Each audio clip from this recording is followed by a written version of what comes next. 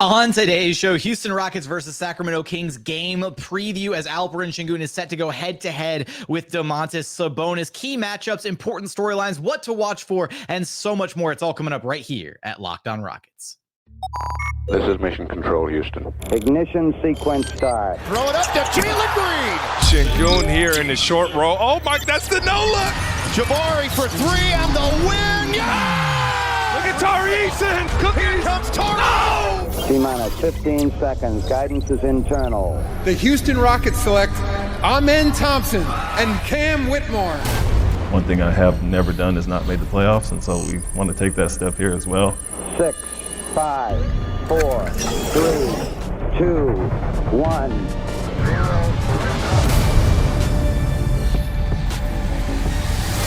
What's up and welcome to another edition of Locked On Rockets, your daily podcast home for everything Houston Rockets basketball. As always, I'm your host, Jackson Gatlin, native Houstonian and credentialed media member. I'm also the host of Locked On NBA Mondays. Be sure to follow along on Twitter at JT Gatlin, and the show, of course, at Locked On Rockets, free and available wherever you listen to your podcasts, including YouTube. Now, today's episode is brought to you by Prize Picks, the easiest and most exciting way to play daily fantasy sports. Go to prizepicks.com/LockedOnNBA and use code all lowercase LockedOnNBA for a first deposit match up to $100. And as always, thank you so much for making Locked On Rockets part of your day every single day, whether it's on the way to work, on your lunch break, in the gym.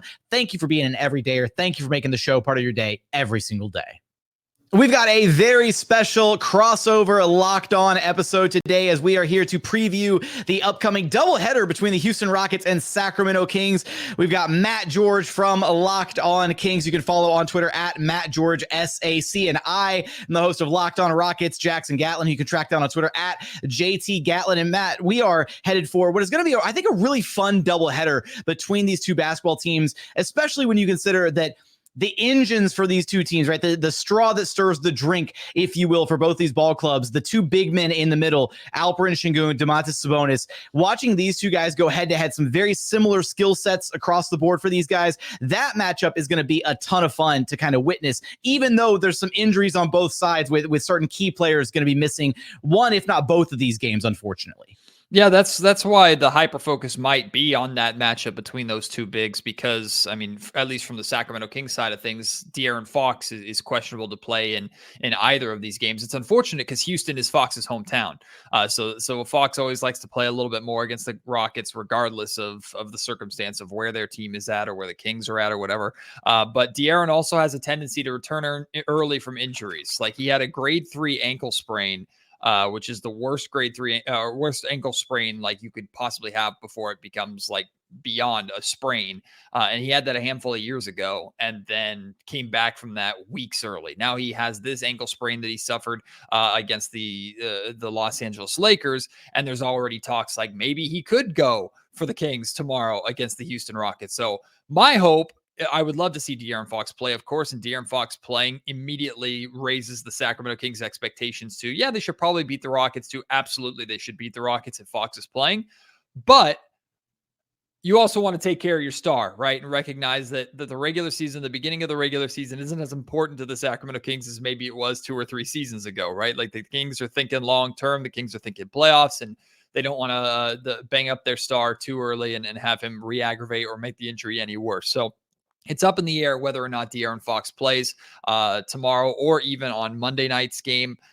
Either way, the Sacramento Kings still feel pretty confident in their ability to win without him. They took the Golden State Warriors to the very edge, lost by 1 point on a Klay Thompson buzzer beater on the other night here. So the expectations are still high for Sacramento, and a lot of it does have to do, of course, with the presence of Domantas Sabonis.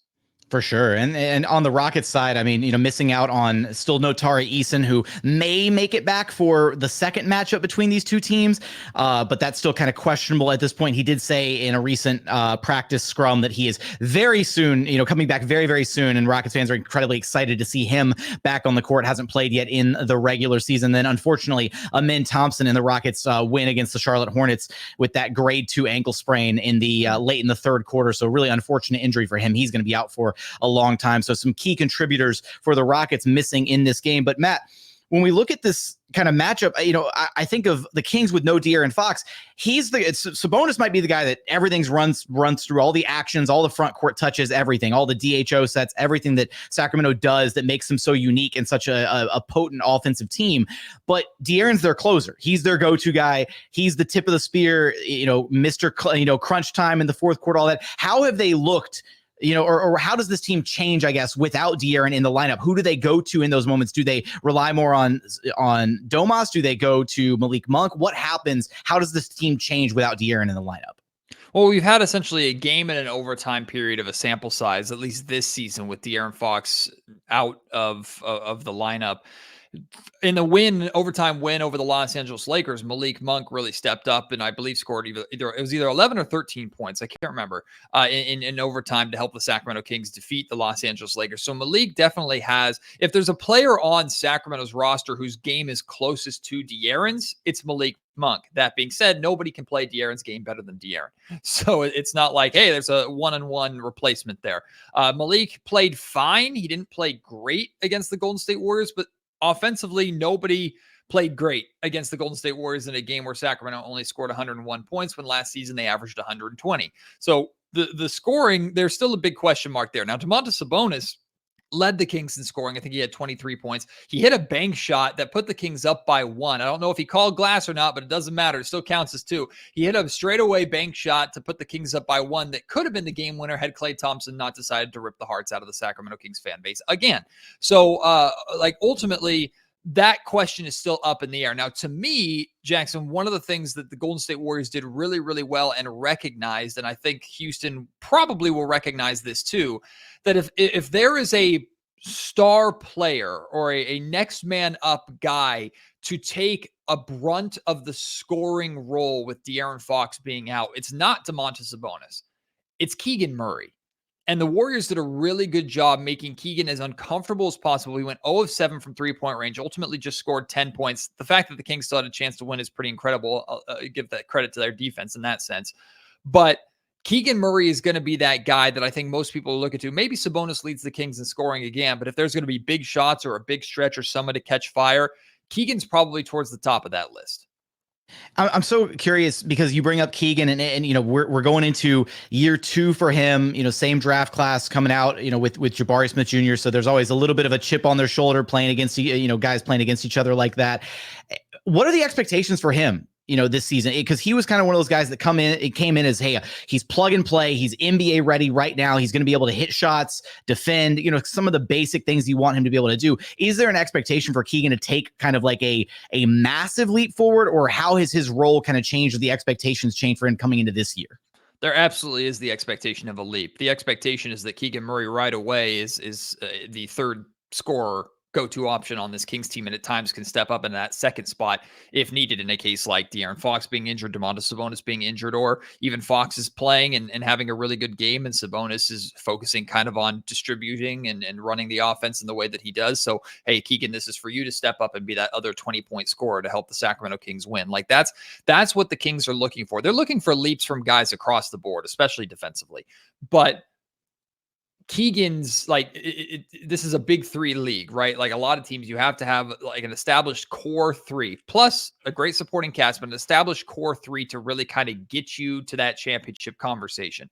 Keegan is the third piece of that. And they believe as early as this season, his sophomore season in the NBA, if you will, that he is capable of stepping up and doing that as not just a 3-point shooter, which he established himself as last year, but a 3-level scorer. And he's shown an ability to do that. The Warriors game was the first game so far that he hasn't looked good offensively. And that's because the Warriors treated him like the number 1 offensive option and guarded him as such, which is something that I think he needed to face. So expectations are high on the shoulders of Keegan Murray. He is expected to be an offensive leader of this Kings team. And especially with De'Aaron Fox out, Sacramento is going to be looking to him for big shots. I know it's so early, Matt. So it's like, whenever you talk about like the sample sizes from like 3 games, 5 games, you're like, take it with a massive grain of salt. But, Kings are clocking in 8th best offense in the NBA right now, 8th in offensive rating. They were number 1, in the NBA by what you would consider a pretty steady, pretty wide margin, I guess. Is there some offensive drop off this season, or is it just too early to tell where they're going to be at offensively? I think it's too early to tell from the standpoint of 2 of the 4 games that the Kings have played have been against the Golden State Warriors. And if you look back to the Kings and Warriors playoff series, Kings were number 1 offense, Warriors were number 2 offense, and neither looked like it at any point over the course of that series. Like both, that is such a weird matchup for each other. Like I'm sick and tired of seeing it, truth be told, because one, we've seen it a million times. Hey man, if anybody understands being sick and tired of the Warriors, I'm your guy, okay? Right, for sure. But like we've seen it so many times, and both those teams, for having such high offensive strengths, they do such a good job negating each other's strength. So I think those numbers are kind of marred a little bit by the fact that the Kings and the Warriors have played literally half of the games that they've played so far, and that's just a little obscure because they played the Utah Jazz to open up the season. They score 130 points. They look completely like themselves. They play the Los Angeles Lakers, even with Domantas Sabonis fouling out and De'Aaron Fox barely playing in overtime. They managed to defeat LeBron James, Anthony Davis, and the Los Angeles Lakers and score, I think, 132 points in that game if you count the overtime period. So, like, it's outside of the Warriors, I think the Kings are their normal, really, really dynamic, good offensive selves. And I think that's the expectation for these 2 games against the Rockets is, okay, Kings are going to get back to their scoring ways a little bit. But against the Warriors and maybe some of the top, we have to see against like teams like Denver, maybe if you go to the East against a Boston or Milwaukee, I have no idea. But like 2 of the 4 games being against Golden State has certainly had an effect on those offensive and defensive numbers, to be honest with you, Jackson, because the Kings played good defense against the Warriors in the playoffs. And as of right now, I think they're 17th in defensive rating, which is a big upgrade from the 24, 25, 26 that they were at last season. So those numbers are definitely early season numbers. Let's put it that way. Yeah, and I think it's going to be one of the reasons I think this matchup is going to be so interesting is the Rockets have completely changed like style is. Well, first off, they're not a dumpster fire, so there's that. But like they've adopted, right, the Ime Udoka, defense first mentality, and guys are buying into it, right? The young guys have bought into it. They brought in the veterans and Fred VanVleet, Dillon Brooks, who are really trying to hammer home the lessons that he's teaching. And first off, again, early sample size, but Rockets are a top 5 defense when it comes to fast break transition points, right? And that's an area where they were dead last in the NBA last season. They've shown pretty much what I want to call monumental improvement game to game. They come out in the season opener, they got slapped by the Orlando Magic, they got punched in the jaw. They really just weren't ready in that game. You come back, you have a much better response against the San Antonio Spurs, and you maybe even think, oh, well, the Rockets should have won that game. The Spurs are, going to be another lottery team this year.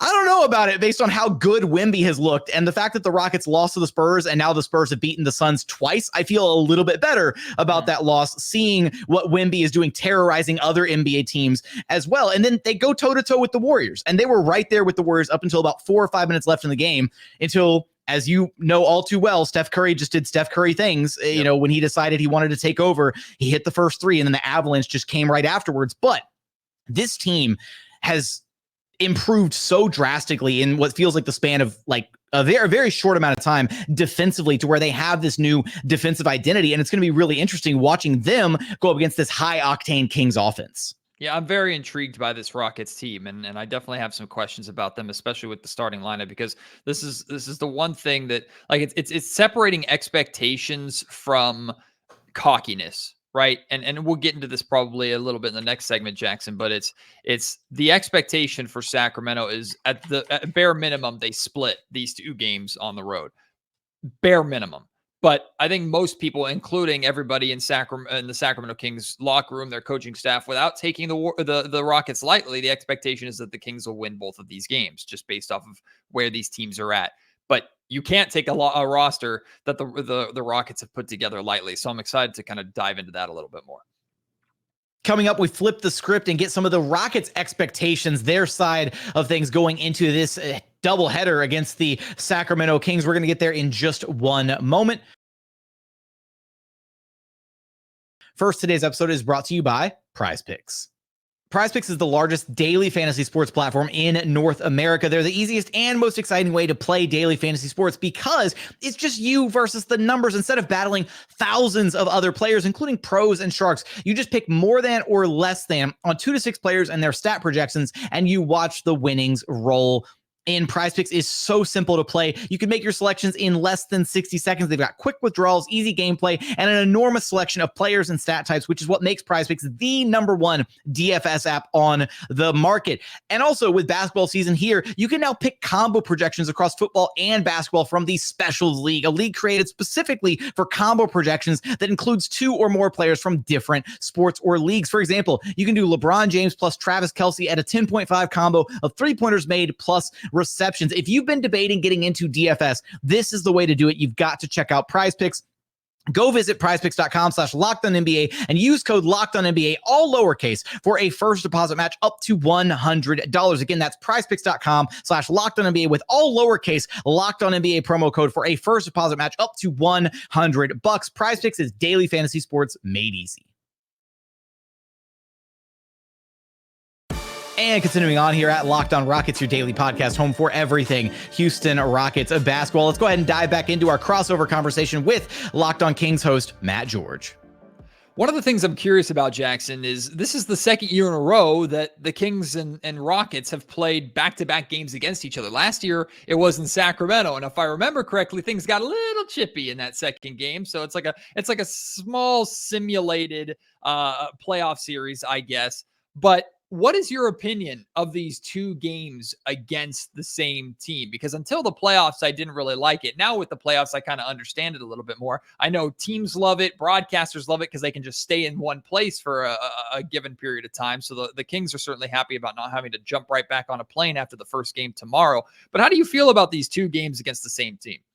I mean, having spoken to, a number of coaches and players about these little like mini series, if you will, within the regular season, I think it's a great learning tool. And it's a great learning tool for both veteran teams and for younger teams, right? You kind of had this barometer for, the adjustments on a game-to-game basis where you play the exact same opponent. Now, there might be some variables here. Obviously, maybe De'Aaron makes it back for the second game, or maybe Tari Eason's there for the second game. So it's not quite the exact same 1-for-1 matchup, but it's a nice, I think, little test for the coaches to see how do you adjust game to game. Do you get blown out in the first game and then you come back and you make those adjustments and you take a win the second game, vice versa? Are you just dominant in both of these games? I love them as just a kind of a test to gauge where your team is at in relation to another team, and especially with a matchup like this one between the Rockets and Kings, where, again, Kings have this incredibly high-octane offense. Rockets have kind of tried to adopt this defense first identity. And this is going to be a really big test for them to say, hey, can we actually stay true to some of these defensive fundamentals and principles that Ime is trying to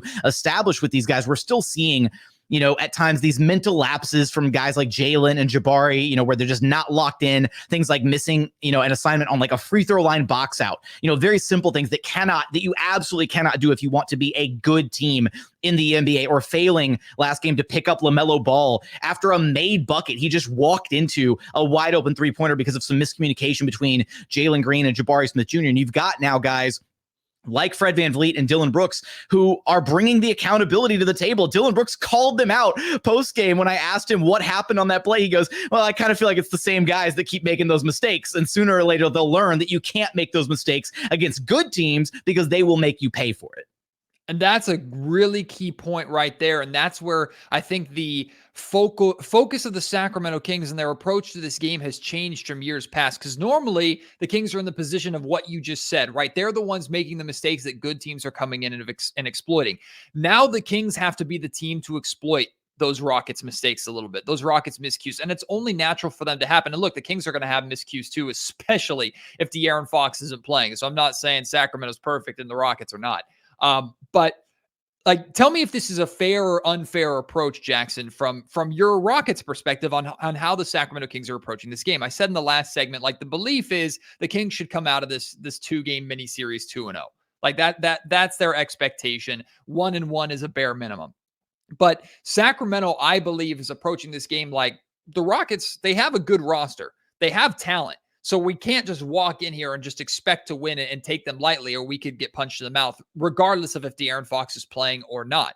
But this team is not on our level. We're an established playoff team, or at least we believe we are what we were last season, which is a top 3 seed in the Western Conference. Sure, the Rockets might be better, as the entire Western Conference seems to be better, but this should be our weekend. Like, fair or unfair approach for Sacramento to have? I think that's exactly the approach Sacramento should have going into these two games, right? And then I think when you kind of take the counter approach, you have to look at this from Sacramento's viewpoint, right? The Rockets are a better team, and they're not the walk in the park that they were last season, right? You look at the additions of the veterans, and you also look at the numbers that support it. Their starting lineup, Matt, has actually been phenomenal. I mean, it's on par with some of the best starting lineups in the NBA. I believe last I checked, they were the 8th best starting lineup as far as net rating goes amongst NBA starters. The issue is their bench has just been so catastrophic. So in 72 minutes of runtime, the Rocket starters have a 12.4 net rating. That's absurd. And you've seen Ime make these adjustments where he has to lean very heavily on his starters because the bench has just been so abysmal. And now you take another shot to the bench. So no Tari Eason, at least for this first game. Maybe he's back for the second one. Now there's no Thompson. Coming into the season, they had Kevin Porter Jr. in their plans. Then you had the allegations come up, that whole messy situation that we're not going to unpack here on this show. But right. He was in their plans because he was going to be kind of that dynamic scoring punch off the bench. So you're missing essentially what were supposed to be 3 key contributors to your bench unit in the early going of this season. So bitten by the injury bug very early on. How do they overcome that? And Ime's been trying to kind of stagger lineups and get really creative with how he approaches these things. But I think from the Rockets' perspective, they're coming into this with the utmost belief that they can win both of these games as well. And I don't think that the belief is even displaced. They were sloppy game 1 against the Magic, but they've gotten so much better each game that I actually feel like they're going to take that win against the Hornets and kind of snowball it into potentially a pair of wins here against the Kings, especially if De'Aaron Fox isn't playing. Now, if Fox comes back for one of these games, then I think we're going to have a different story here because he just elevates the Kings to another level. He elevates them to that top 3 seed in the West level that they were at last year. But without De'Aaron and with this Rockets team and the way that their starters are playing, at least, I think, either team here could walk away with 2 wins if a couple 50-50 balls break the right way, that kind of thing. I don't think it's an easy 2-0 for the Kings, and I also don't think it's just a guaranteed 1-1. I will say this. If the Sacramento Kings walk out of Houston without a win in these 2 games, there are going to be some concerning alarms going off in Sacramento. I'll say that. Not that it's not possible, but especially with after the Warriors game and how that went, the Kings are looking to bounce back here. But I put myself in the mindset of, if I were to ask myself the same question I just asked you 2 or 3 years ago, I would kind of answer it the same way, like, yeah, that's a fair expectation, but here's my ace up my sleeve, right? But De'Aaron Fox isn't going to allow that, but hey, this is different this year. What is the but there? You said there's a realistic scenario where the Rockets could go 2-0. I don't necessarily see it, but the Rockets certainly better than I do. What is that ace up the sleeve of? You mentioned the starting lineup, so maybe that's it. But okay, if the Kings think they're just going to come in here and win both of these games, here's my counter to that Sacramento might not be prepared for. I think it's less so about maybe what the Kings are not going to be prepared for, and more that the Rockets are starting to are leaning into and identifying what they're really good at. And post-game after the Hornets game, Fred VanVleet identified that Alperen Sengun is their go-to bucket. He specifically called him that. He said that both he, Fred, and Ime have identified that is the guy that they can go to down the stretch of a game when they need a bucket, when the going gets tough. And the Rockets really haven't had a de facto go-to guy in a long time. A lot of people kind of think, oh, well, maybe it's just Jalen Green because he's, the dynamic 2 guard. But Alp is their best shot at getting a bucket when it's crunch time, when you need something late. He's the one guy on the team that commands a double team routinely. If you don't send a double, he's either going to draw a foul or he's going to work somebody down low and get a high quality shot in and around the rim. And so I think that the Rockets have been able to take strides enough defensively that they're going to be able to mitigate some of what Sacramento wants to do, at least in the transition for sure. They're a much better transition defense team, so they're not going to give up the easy points there. They'll still make their mistakes. They've had turned the ball over a little bit too much. They've also struggled closing out good defensive possessions. Sabonis might have a field day on the offensive glass potentially in these couple games. But if the Rockets can keep this thing close and at least be, kind of hang around as they get to crunch time, I like their chances because they're identifying, hey, we're going to run through LP down low and we're going to get high quality looks. Now, unfortunately, this team's Achilles heel is the fact that they cannot shoot worth a lick. They are a terrible shooting team. So that's kind of the inverse here, where the Kings have this incredibly high octane offense with all this shooting surrounding De'Aaron Fox and Domantas Sabonis. And the Rockets have a similar player in Alperen Sengun who can do some of the things that Sabonis can do. And they run a lot of dribble handoff sets and he gets a lot of front court touches, but they have like zero shooting around him. So he creates these phenomenal looks for his teammates. And then it's just wide open three, clank, wide open three, clank. So if there's an Achilles heel for the Rockets in either of these two games, it's going to be if their shooting doesn't show up. It showed up in a really big way against the Hornets. Maybe that's a sign of things to come. Maybe the shot starts to settle in for Jalen Green and Jabari Smith Jr. Dillon Brooks has been shooting the lights out of the ball. Fred VanVleet has been fantastic so far, but it's been really up and down outside of Fred and Dillon, unfortunately, as far as the outside shooting for Houston.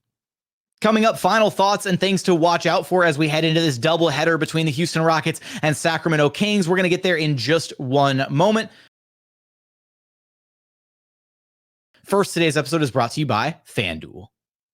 Score early this NFL season with FanDuel, America's #1 sportsbook, because right now new customers get $150 in bonus bets with any winning $5 moneyline bet. That's $150, and all your team has to do is win. It's so simple. It's just a $5 wager. You've got to take advantage of this amazing offer. If you've been thinking about joining FanDuel, there is no better time to get in on the action. Right now, you can even take a look at the outright betting favorites for Super Bowl 58. You got the Eagles and Chiefs both at plus 500. The 49ers right behind them at plus 600. A little ways off, you got the Dolphins at plus 950, Cowboys at plus 1,000, and the Baltimore Ravens bringing up the rear at plus 1,200. They've got those odds. They've got spreads, player props, over-unders, and so much more to choose from. The app is so easy to use. They've got that wide range of betting options. Got to go give them a chance. Visit FanDuel.com/lockedon to get started this NFL season. FanDuel, official partner of the NFL. And final segment here at Locked On Rockets, your daily podcast home for everything Houston Rockets basketball. Final leg of our conversation with Locked On Kings host Matt George. Honestly, Matt, first off, I do want to say here for all the Kings fans listening to this, the Kings were such a fun team to watch last year. They're such a fun team to watch in general. I just love all the little, like the pistol action that they run through Sabonis, all the little movements and everything. I was talking with some of the Rockets media members at practice as we're recording this today on Friday. They're such a hard team to defend. And I do think this is going to be a great kind of little barometer for where the Rockets are at, trying to figure out, okay, are we actually a good defensive team, right? Can we actually negate some of what the Kings want to do? It's one thing to just, not attack the offensive glass, draw everybody back and just say, hey, we're not giving up any transition points. We're going to be a very conservative team in that regard. It's another thing to actually find ways to shut down a team like the Kings in the half court. So I think this is a big moment for this Rockets team to kind of figure out, okay, are we actually serious this year? And, I think the best, I don't want to say best case outcome is going 2-0 if you're the Houston Rockets, and that's a horrendous outcome if you're the Kings. But I think for them, they would at least want to split this series, right? I think for the Rockets, if they split the series, I think it validates some of what they're doing, and it could be either way, right? They take the first game, then it's all right, cool, and then maybe Kings come back, take the second one. It's like, all right, Kings got the better of us. Maybe we got the upper hand on them in the first game. They weren't as prepared or didn't take them as seriously in the first game, or the vice versa, where maybe the Kings take the first game and you come back, Ime makes adjustments, and they say, hey, okay, we lost the first one, but we figured out exactly what went wrong. We went into the second game and we cleaned up those mistakes and we took a win. And I think there's positives from either dynamic there as far as a 1-1 split is concerned.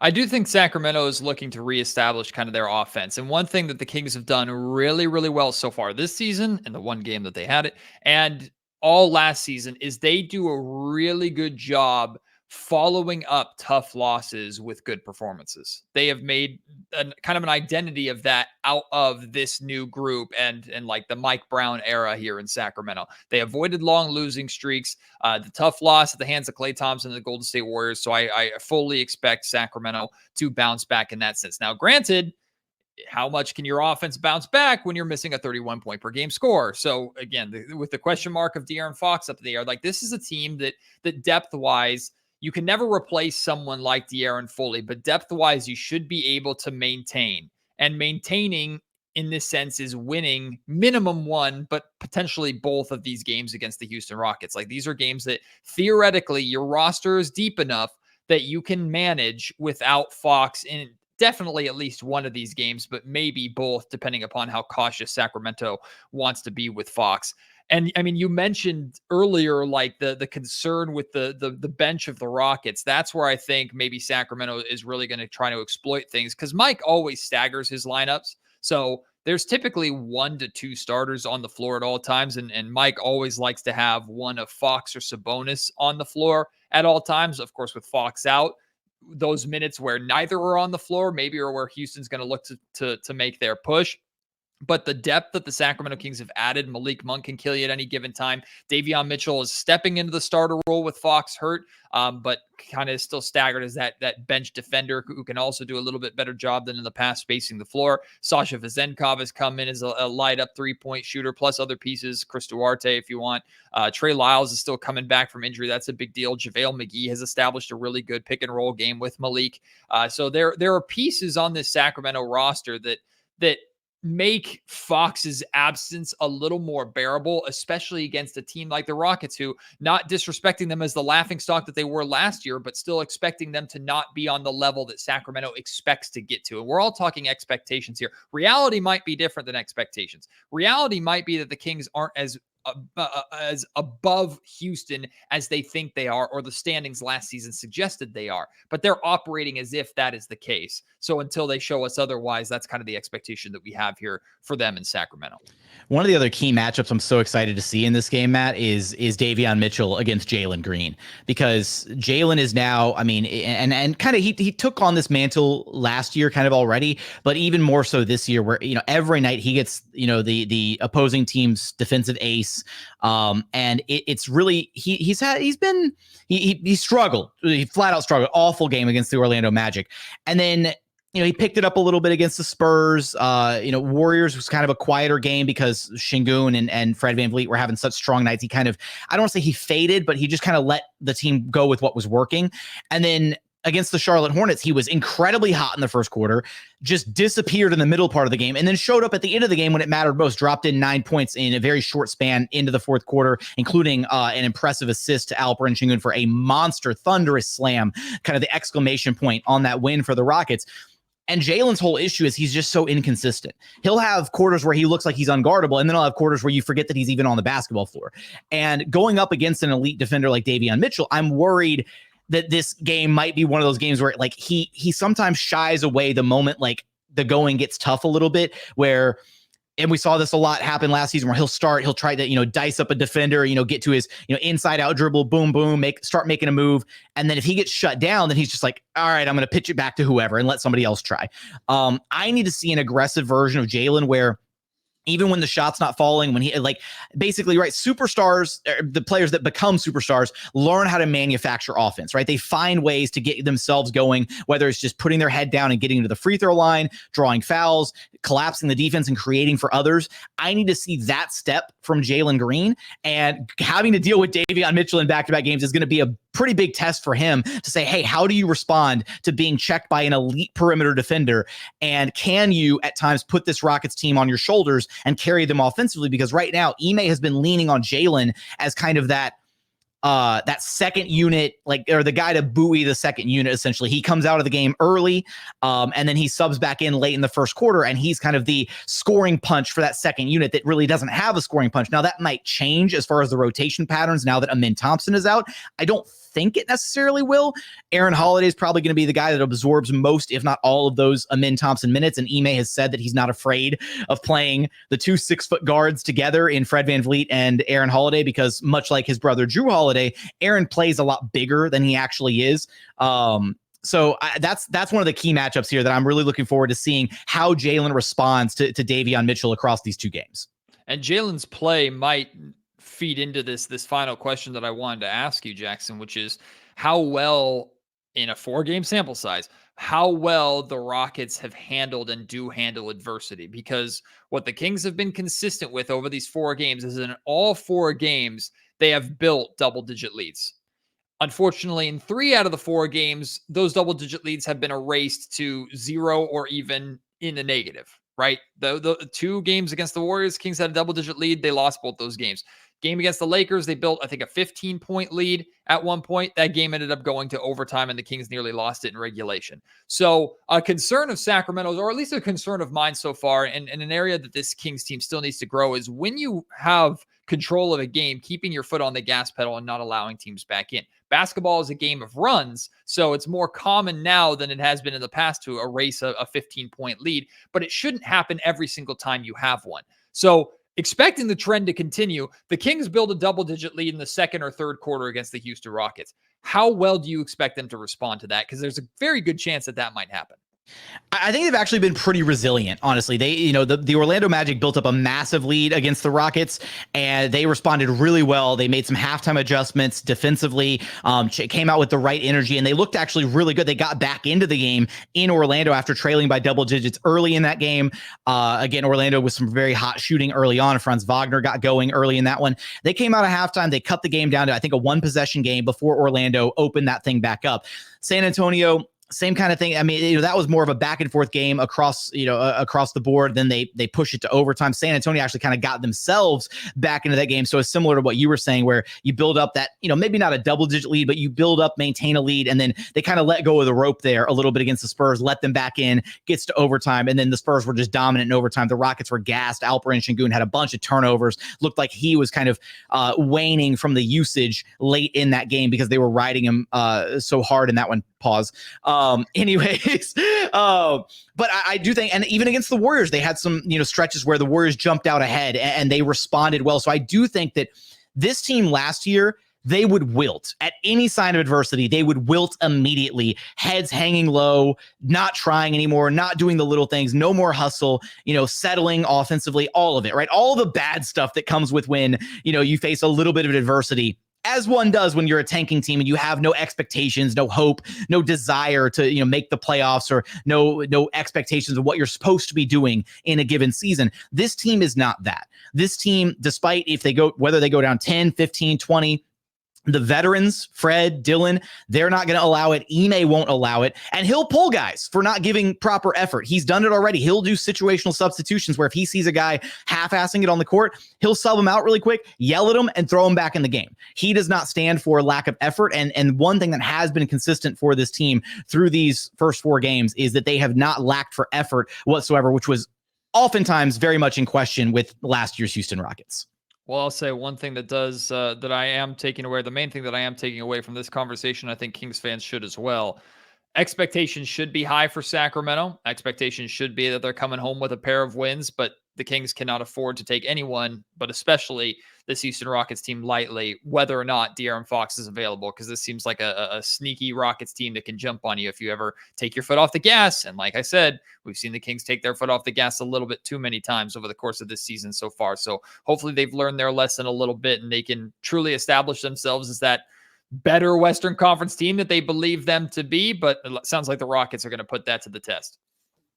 It should be a lot of fun, honestly, across these 2 games. And we appreciate you guys for tuning in for this special Locked On crossover edition. Do us all a favor. Go follow Matt on Twitter at MattGeorgeSAC, and be sure to subscribe wherever you listen to your podcasts and on YouTube. Just search Locked On Kings. If you're interested on the Rockets angle, the reaction to this game, good or bad, in the aftermath of these upcoming 2 games, come check me out on Twitter at JT Gatlin. I'll be boots on the ground here in Houston covering the game. And you can also follow and subscribe Locked On Rockets wherever you get your podcasts and on YouTube. That's going to do it for another edition of Locked On Rockets. As always, thank you so much for checking out the show. If you haven't done so yet, please consider subscribing wherever you listen to your podcasts, or on YouTube. Just search Locked On Rockets. Be sure to like, comment, subscribe. Drop your predictions for the Rockets-Kings games. I already said that they would go 2-0 against the Kings. Maybe it's a good prediction. Maybe it's a little crazy. Let me know your thoughts in the YouTube comments. But as always, thank you so much for watching. Thank you so much for listening. And we look forward to having you back right here at Locked On Rockets, your daily podcast home for everything Houston Rockets basketball.